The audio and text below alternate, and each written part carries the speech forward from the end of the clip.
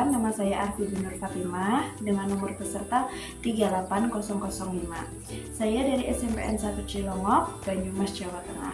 Di sini saya akan menjelaskan tentang BIMTEK yang saya ikuti, yaitu BIMTEK gelombang ke-38 Kepala Laboratorium Sekolah yang diselenggarakan oleh Universitas Pendidikan Indonesia tahun 2024. Kemudian di sini saya juga akan menjelaskan tentang materi yang saya ampu, yaitu bahasa Inggris tentang read context. Selamat menonton. Wassalamualaikum warahmatullahi wabarakatuh. Dalam video pertama, saya akan menjelaskan tentang BIMTEK Kepala Laboratorium Sekolah gelombang ke-38 yang diselenggarakan oleh Universitas Pendidikan Indonesia. Apa sih latar belakang UPI menyelenggarakan BIMTEK ini? Nah, berdasarkan Undang-Undang Nomor 12 Tahun 2012 tentang Pendidikan Tinggi, perguruan memiliki kewajiban yang disebut dengan Tridharma Perguruan Tinggi, yaitu menyelenggarakan pendidikan, penelitian, dan pengabdian kepada masyarakat. Hal inilah yang mendasari Universitas Pendidikan Indonesia untuk mengadakan kegiatan bimbingan teknis untuk kepala laboratorium sekolah atau madrasah sebagai wujud pengabdian kepada masyarakat. BIMTEK yang saya ikuti ini adalah BIMTEK gelombang ke-38 yang secara online diadakan pada tanggal 6 Januari sampai dengan 10 Februari 2024. Sebelum COVID, BIMTEK ini dilaksanakan secara luring atau luar jaringan. Tetapi setelah COVID, BIMTEK ini dilakukan dengan dua cara, yaitu dengan online atau daring dan luring. Untuk BIMTEK yang online dilaksanakan setelah terjadinya COVID, tepatnya mulai Juni 2020, yaitu BIMTEK gelombang 23 sampai dengan sekarang gelombang 38. Pelaksanaan BIMTEK online dilakukan menggunakan Zoom tiap hari Sabtu dan Minggu, jam 7 sampai dengan 15 WIB selama 5 minggu.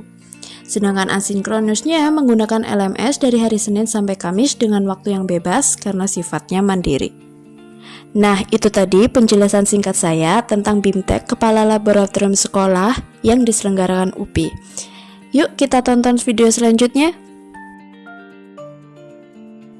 Di video kedua kali ini, saya akan menjelaskan tentang materi bahasa Inggris. Penasaran? Yuk kita lihat.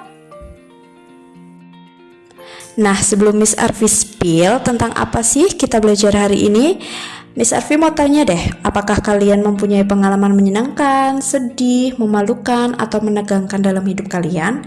Kapan sih terjadinya pengalaman tersebut? Dan bagaimana ceritanya? Ceritakan yuk secara singkat. Apakah kalian tadi bercerita tentang memenangkan sebuah kompetisi? Atau malah masuk rumah sakit? Atau jatuh dari sepeda, merayakan ulang tahun, kena banjir, atau mengunjungi kebun binatang? Berarti itu sudah terjadi atau belum ya? Yap, pasti kejadian itu sudah terjadi karena kalian menceritakan yang sudah pernah kalian alami. Nah, cerita atau pengalaman yang sudah kalian alami itu dinamakan recount text atau cerita pengalaman masa lampau. So, the definition of recount text is a text that is telling the reader about one story, action, or activity. Recount text is a text which retells event or experiences in the past. Nah, terjemahannya ada di bawahnya ya. Tujuan dari recount text itu sendiri adalah 1. Memberikan informasi pada pembaca, 2. Merefleksikan suatu hal, 3. Mendokumentasikan pengalaman penting, dan 5. Mempelajari sejarah.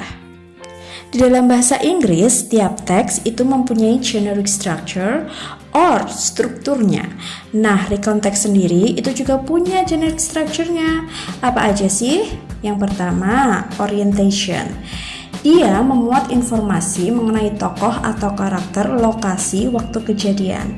Melalui orientation, harapannya pembaca dapat memahami jalan atau jalur cerita. Yang kedua, generic structure-nya adalah series of event. Nah, di sini nih inti dari recount text yaitu rangkaian cerita mengenai peristiwa atau kejadian yang dialami penulis.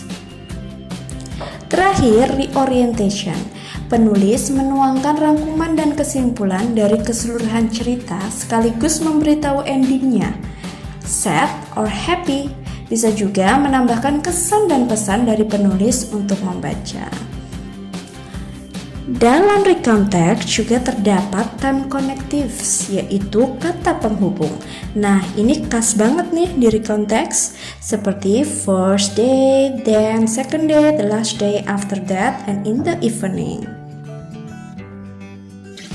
Nah, apa kalian paham sama penjelasan Miss Arfi tadi? Nah, kalau kalian paham, kalian bisa nih mengerjakan exercise di bawah ini. Yuk, ceritakan pengalaman kamu. Jangan lupa setelah selesai bacakan cerita kalian di depan kelas ya. Terima kasih. Nah, itu tadi kedua video dari saya, yaitu penjelasan BIMTEK dan penjelasan tentang recount text. Semoga terhibur ya. Terima kasih telah menontonnya. Assalamualaikum warahmatullahi wabarakatuh.